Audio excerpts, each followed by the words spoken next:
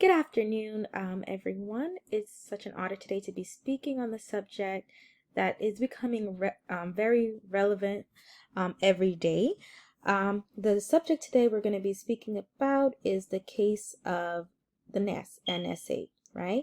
So the National Security Agency, NSA, that's what we're going to be speaking about today. The predictive analysis, which involve using data to forecast the future behavior. It is an incredible, powerful tool when used by governments and security agencies.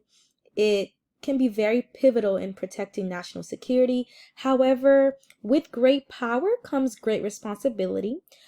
Today, we're going to dive into the ethical challenges that arise when such predictive tools are used by the NSA. The NSA's collections of massive amounts of personal data for intelligence purpose, it poses ethical dilemmas and challenges our understanding of privacy, personal freedom, and role of government, surveillance, and our lives. We will explore the following: the types of data the NSA collects, the vast scale of this data collection, why the NSA deems this data collection necessary, the ethical issues including violations of privacy, the moral complexity surrounding the NSA action. By the end of this presentation, I hope to leave you with a deeper understanding of the ethical implications involved in how balancing security with civil liberties has become one of the defining debates of our time. So let's begin with the type of data the NSA collects. All right.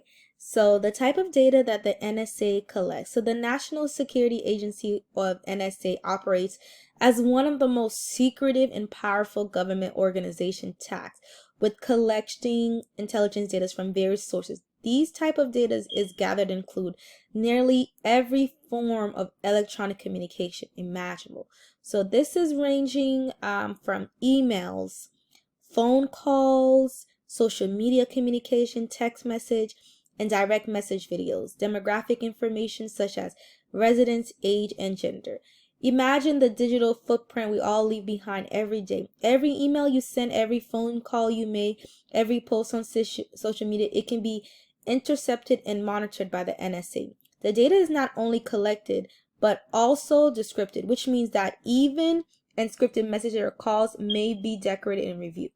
In addition to private messages, they can also be shown as well. So the amount of data collected, you can look right there in the image. The NSA collects billions of records daily global from the cell phones, text messages that I mentioned previously.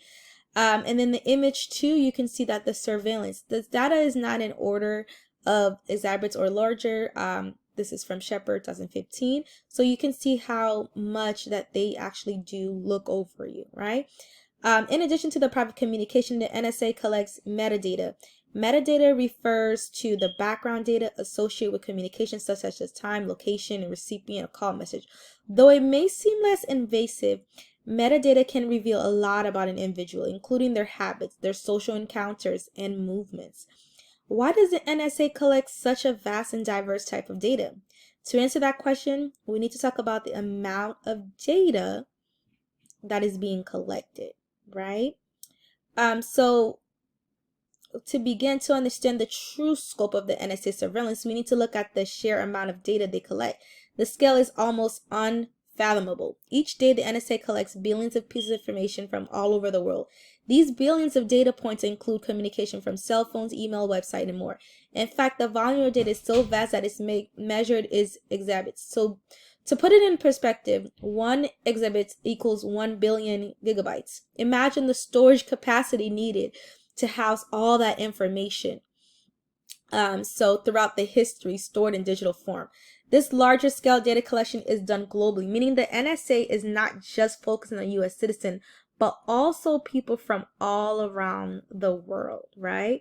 So you can understand that foreign intelligence, data integral protection, national security, highly encountered world can be a threat to the US security. So that is something they collect very much.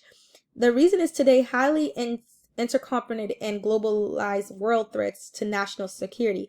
It can come from anywhere at any time. The NSA used sophisticated algorithms and machine learning to sift through this mountains of data, looking for patterns that may suggest a potential threat. However, the sheer amount of data raises immediate concerns. Who decide what data gets received? How is it filtered and interpreted? And perhaps most importantly, what does this mean for the individuals whose data is collected, often without their knowledge or consent? These questions bring us to the rationale behind this enormous data collection. So reasons for data collection. The NSA main goal in collecting data is to gather intelligence for national security in an era marked by the increased threat of terrorism, cyber attacks, and foreign espionage. The NSA believed that it needs to act permanently. In other words, instead of waiting for threats to materialize, they attempt to predict it before it happens. Predictive analytics is a key tool in the process. By analyzing vast quantities of data, the NSA can create models that identify potential risks or threats beyond, based on the behavior patterns, right? So you can see here that the threat to privacy, massive amount. They collect a lot about their communication, and within the social accountability, right? So other data collection purposes are not securely related. However, while the rationale may seem justifiable, some security standpoint, it's also raised a significant ethical reason. Can this level of surveillance be considered acceptable? Does this national security justify the sacrifice of privacy? These ethical concerns bring us to this heart of debate around the NSA's practices, the ethical issues, right? The primary ethical issue surrounding the NSA data collection is an invasion of privacy. Many argue that the NSA programs such as PRISM violate fundamental rights to privacy by collecting data without consent or knowledge of the individual involved. PRISM allowed the NSA to access information directly from tech companies like Google, Facebook, and Apple. Here where the ethical dilemmas begin. PRISM operates without the traditional warrant, right?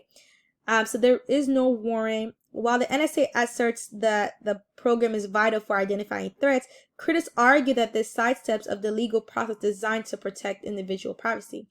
This kind of mass surveillance raises broader concerns about accountability. The NSA operates largely in the shadows, and most people have no idea where their data has been collected, how it's being used, or who is analyzing. The lack of transparency undermines trust between U.S. citizens and their government. In democratic society where civil liberties are supposed to be protected, the idea that the government agency is spying on its own citizen without their consent is deeply troubling. So now let's dive deeper in the ethical complexity the NSA surveillance presents. On one hand, national security is a paramount. In a world of increasing global threat, having intelligence data at the ready is crucial for defense. However, the question remains: does this justify large-scale intrusive with our surveillance? Right? So, ethical complexities. Continuing on more of the ethical challenges here involves a balance between protecting national security and upholding citizen right. While some degree of surveillance is necessary, how much should we tolerate? And what point do we start sacrificing our fundamental freedoms in the same security? Right. So in conclusion, the NSA data collections practices raises critical ethical questions that go to the heart of the debate of our security versus privacy. On the other hand, agency argues that surveillance is necessary to protect the nation from ever-evolving threats. On the other hand, the public rightly questions how much privacy they're willing to give up to exchange for security. It's up to us to all remain vigilant, to question authority, and to demand transparency from our government when it comes to such important issues. Only through these processes can we hope to find a balance between safety and freedom, right? And we understand that the problems that remains is how to balance the NSA to protecting the country without coercing the same very freedoms that the country, seeks to support. And I just want to say thank you so much for your time today, and I hope this presentation has provided some valuable insight into ethical implications of predictive analytics and surveillance in our digital age. I would be happy to take any questions if you have.